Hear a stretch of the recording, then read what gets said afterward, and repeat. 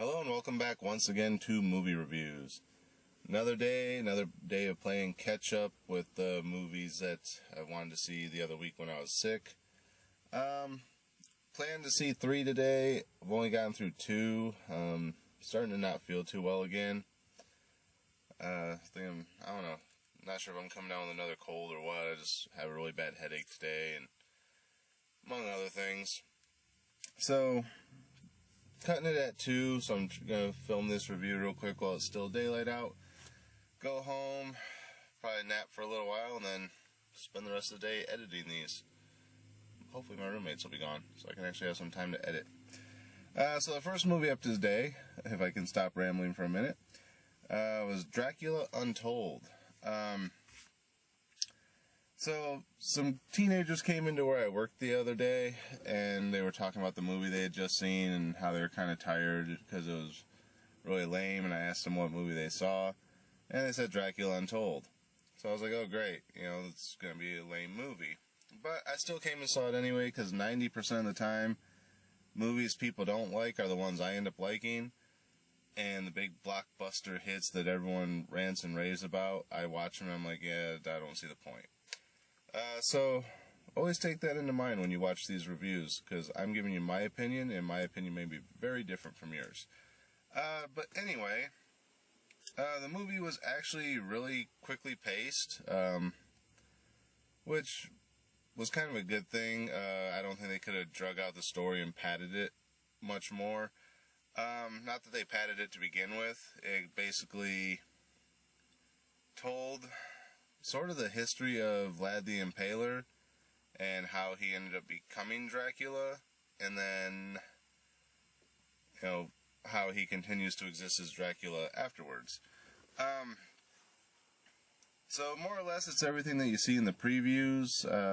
The start of the story, it explains how the Sultan of the Turk army went to Transylvania and basically abducted 1,000 young men to be his army. And when they train in the army, they're basically beaten mercilessly, whatever the hell I'm trying to say. So they learn to do battle and, basically watch their back the whole time.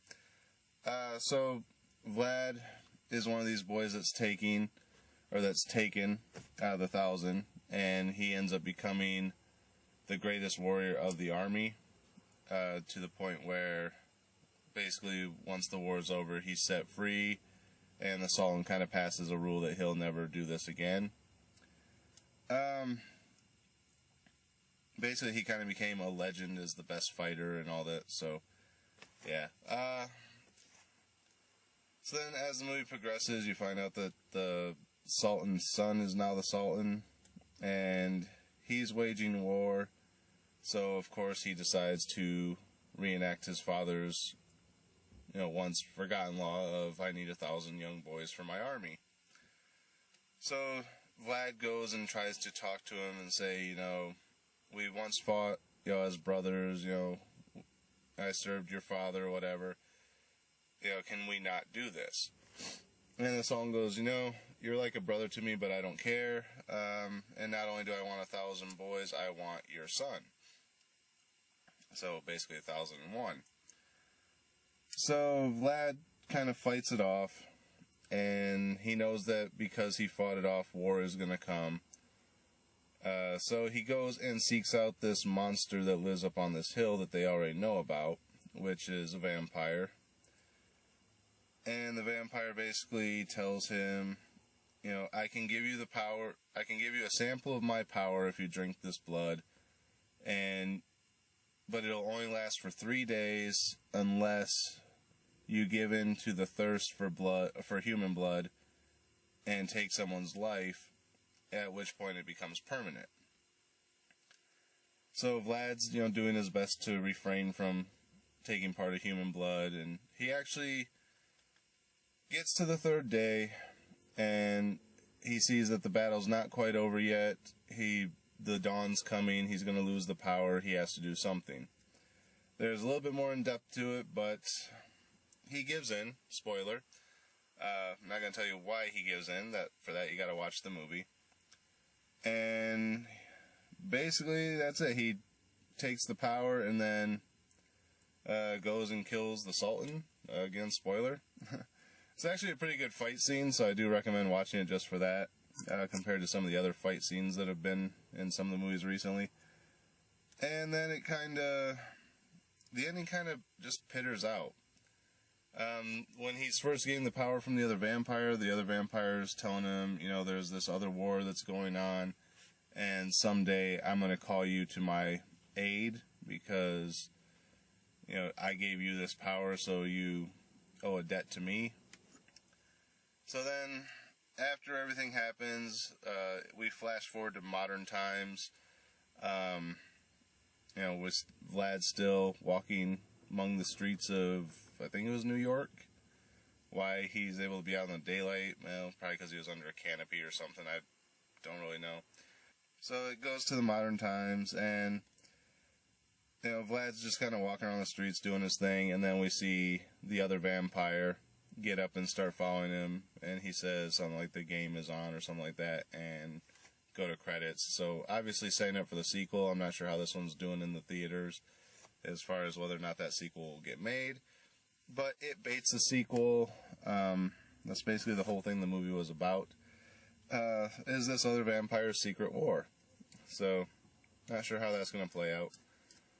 But yeah, so basically that's Dracula Untold. Not really much of it was untold. It's all kind of the basic story of Dracula and Vlad the Impaler.